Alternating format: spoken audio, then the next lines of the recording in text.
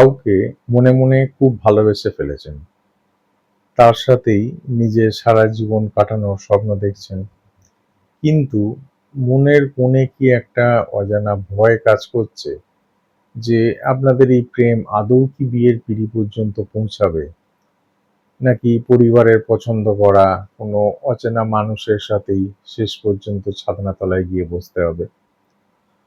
অনেক তরুণ তরুণী এবং প্রেমিক প্রেমিকারা বুক ভরা সংশয় আর আকুলতা নিয়ে প্রশ্ন করেন যে আমাদের কুণ্ডলিতে বা ভাগ্যে আদৌ কোন বিয়েটা লেখা আছে। লাভ ম্যারেজ করলে আমাদের জীবন সুখী হবে, নাকি বাড়ির পছন্দে অ্যারেঞ্জড ম্যারেজ করলেই আমাদের ভাগ্য খুলবে। অনেক জ্যোতিষী তো লাভ ম্যারেজ করতে বারণ করছেন। আসল সত্যটা তাহলে কি?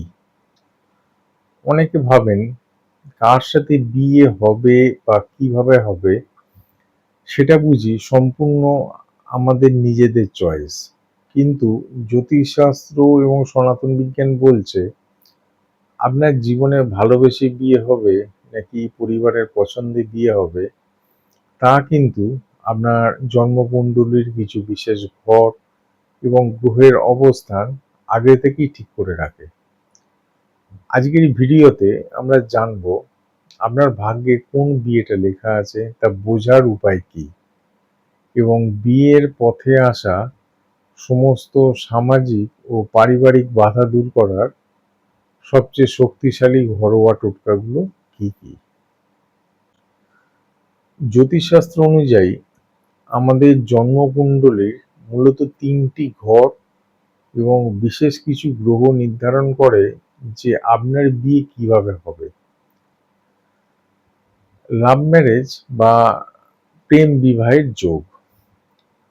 কুণ্ডলীর পঞ্চম ভাব হলো প্রেম, ভালোবাসা এবং সপ্তম ভাব হলো বিবাহ।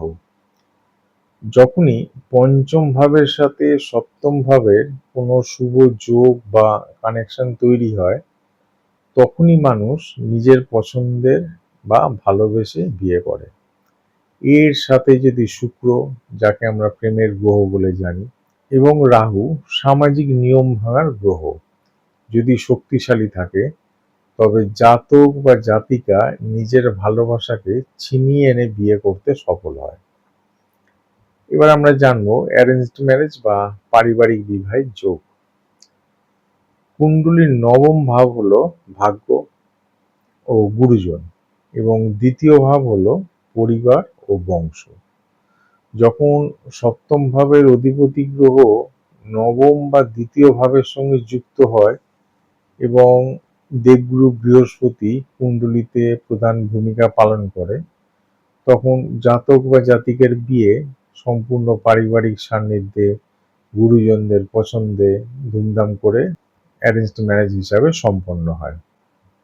এখন আপনি ভালোবেসে বিয়ে করতে চান, কিংবা বাড়ির পছন্দের সুন্দর একটা সম্বন্ধ পাকা করতে চান, বিয়ের পথের সমস্ত সামাজিক, পারিবারিক ও গ্রহগত বাধা দূর করতে আমি আপনাদেরকে আজকে 4টি ঘরোয়া টোটকার প্রয়োগ পদ্ধতি জানাচ্ছি।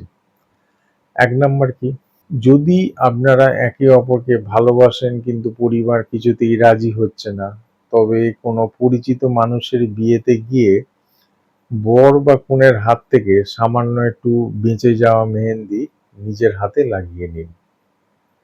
সনাতন লোকবিশ্বাসে এই টোটকাটি অত্যন্ত শক্তিশালী, যা অন্যের বিয়ের শুভ এনার্জিকে আপনার শরীরে টেনে নেয় এবং আপনার বিয়ের বন্ধযোগকে দ্রুত খুলে দেয়। 2 নাম্বার কি, না প্রেমের সম্পর্ককে বিয়ের পিঁড়ে পর্যন্ত নিয়ে যেতে প্রতি শুক্রবারে যে কোনো রাধাকৃষ্ণের মন্দিরে যান। সেখানে ভগবান শ্রীকৃষ্ণকে একটি ছোট কাঠের বাঁশি এবং রাধাকে একটি হলুদ বা লাল রঙের ওড়না বা সুতোর মালা অর্পণ করুন। এরপর তাঁদের চরণে মন থেকে প্রার্থনা জানান। রাধা কৃষ্ণের আশীর্বাদে প্রেমের সমস্ত বাধা কর্পূরের মতো উবে যায়। 3 নাম্বার, প্রতি বৃহস্পতিবারে ময়দা বা আটার 2টি বড় বড় লেচি বা প্যাঁড়া বানান। তার ভেতরে সামান্য গুড়, 1 চিমটে হলুদ এবং অল্প ভেজানো ছোলার ডাল পুর হিসাবে দিয়ে দিন। এবার এই আটার লেচি দুটি নিজের হাত দিয়ে কোনো গরুকে খাইয়ে দিন। এটি দেবগুরু বৃহস্পতিকে অত্যন্ত বলবান করে, যা পরিবারের গুরুজনদের মন নরম করতে এবং বিয়ে পাকা করতে সবচেয়ে বেশি সাহায্য করে।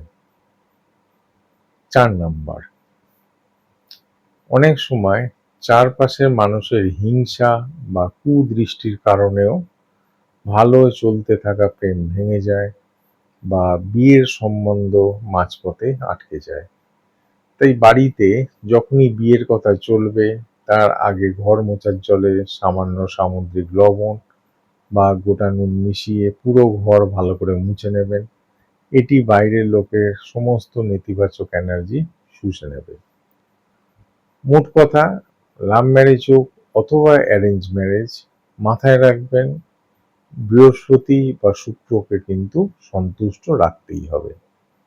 এই ঘরোয়া টোটকাগুলো ভক্তি ভরে করার পাশাপাশি নিজের মনের অতিরিক্ত ভয়, দুই পরিবারের টানাপোড়েনজনিত মানসিক চাপ এবং অস্থিরতা নিয়ন্ত্রণে রাখতে প্রতিদিন 5 থেকে 10 মিনিট ধ্যান বা প্রাণায়াম করলে খুব ভালো ফল মিলবে।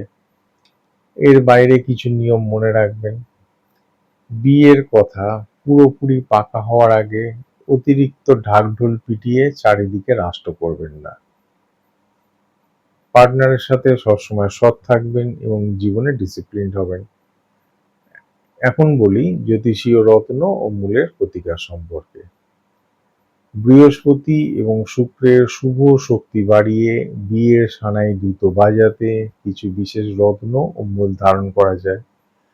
আপনি যদি মহারত্ন ব্যবহার করতে চান তবে মেয়েদের ক্ষেত্রে আদর্শ স্বামী ও দ্রুত বিয়ের জন্য বৃহস্পতির পোকরাজ, এবং ছেলেদের ক্ষেত্রে গুণবতী স্ত্রী ও প্রেমের সাফল্যের জন্য শুক্রের রত্ন হীরা বা ভালো কোয়ালিটির উজ্জ্বল জারকন ধারণ করতে পারেন।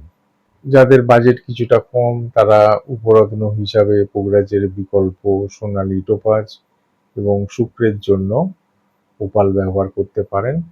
আর যারা রত্ন করতে চান না বা যাদের বাজেট আরও কম তারা বামুনহাটি মূল বৃহস্পতির জন্য এবং শুক্রের জন্য রামমাসক মূল ধারণ করতে পারেন। সবশেষে বলবো, বিয়ের লাভ হোক বা অ্যারেঞ্জড, আসল উদ্দেশ্য হলো দুটো মনের মিলন এবং আজীবন একসাথে থাকা। সঠিক ঘরোয়া প্রতিকার, ধৈর্য এবং ঈশ্বরের প্রতি বিশ্বাস থাকলে যে কোনো পদ্ধতিতেই আপনার দাম্পত্য জীবন স্বর্গের মতো সুন্দর হতে পারে।